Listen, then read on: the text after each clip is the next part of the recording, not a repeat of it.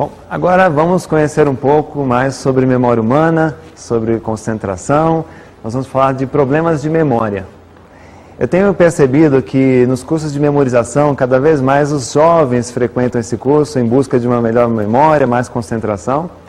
E se você observar na literatura científica, problema de memória é algo assim inadmissível para um jovem, né? Se você pensar bem, poxa, um jovem com problemas de memória é meio estranho. Se você pensar em problemas de memória, nós teremos o mal de Alzheimer como um grande problema de memória, porque é uma doença neurodegenerativa que ainda não tem cura. Os cientistas estão em busca da cura para essa doença. A amnésia seria um outro problema de memória. A amnésia é uma perda de memória. A perda de memória é ou temporária, ou permanente, ou total, ou parcial, depende da causa, né? Uma pancada, uma queda, um choque, o uso de álcool, o uso abusivo de álcool pode prejudicar a memória, o uso de drogas, nem se fale, né? Então é bom evitar esse tipo de contato.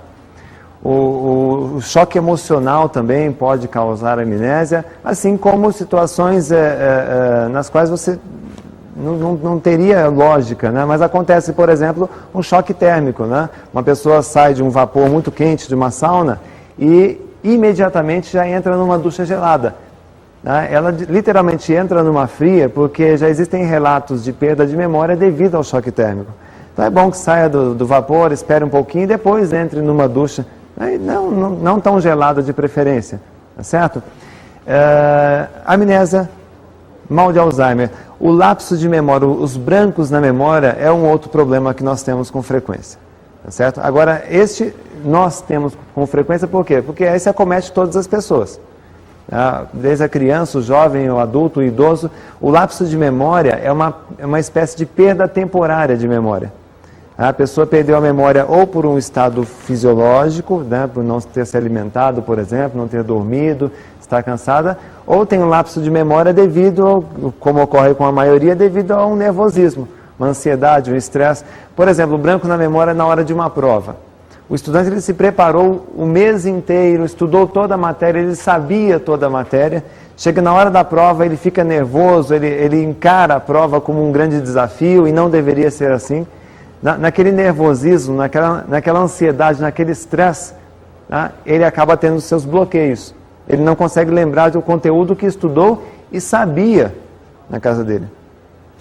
Tem o branco na memória, não tem um bom desempenho, e ele desiste da prova e acontece aquele fenômeno estranho. Quando ele coloca o pé fora da sala, o que acontece?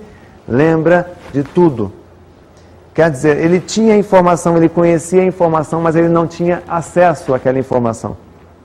Esse é o branco na memória.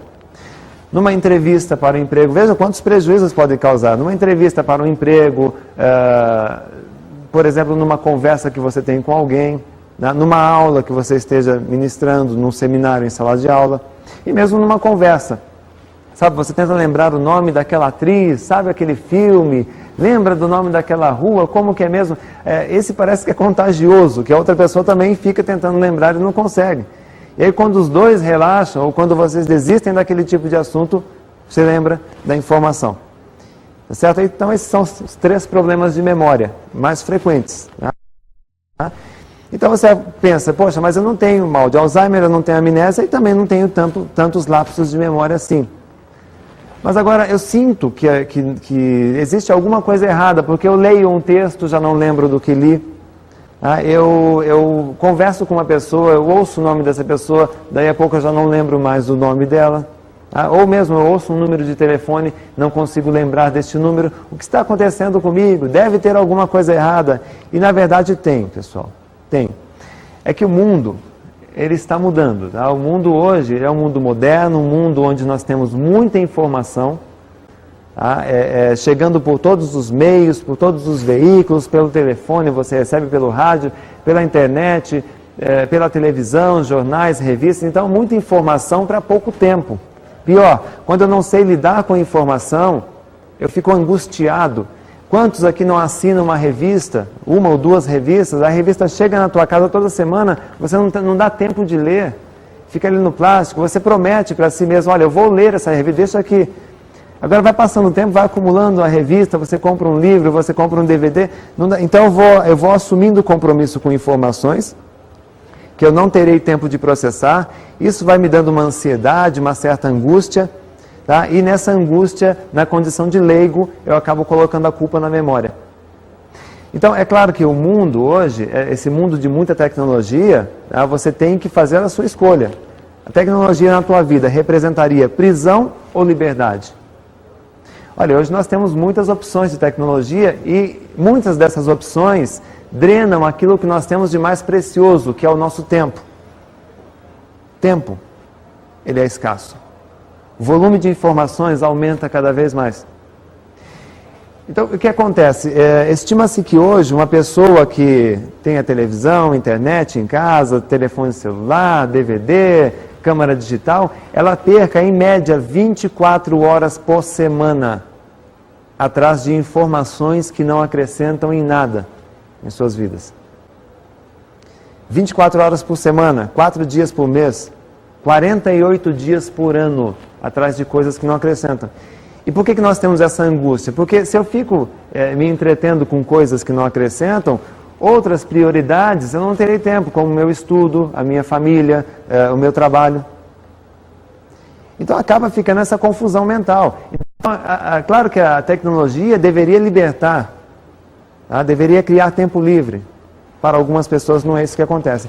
Quer ver um exemplo? Em muitos trabalhos que eu realizo, salas com 300, 400 pessoas, eu peço para levantar o braço quem não tem telefone celular. Uma ou duas pessoas levantam dizendo que não tem telefone celular, ou às vezes ninguém. Todo mundo tem seu aparelhinho.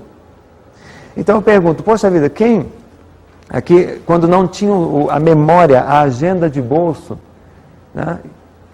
Quando você não tinha isso, você sabia o telefone de uma pizzaria, o telefone de uma empresa, tá certo? Agora, para construir uma memória consistente, você tem que verificar se não tem inimigos na tua memória. Porque, como eu já disse, a memória, no primeiro plano, a memória ela é perfeita. Nós, às vezes, atrapalhamos o trabalho da nossa memória. Quem são os inimigos da memória hoje em dia? Estresse. Estresse é o inimigo da memória? O que vocês acham? É um grande inimigo. Sabe por quê? Tem gente que entra às 8 da manhã no trabalho, às 8h02 já está estressada.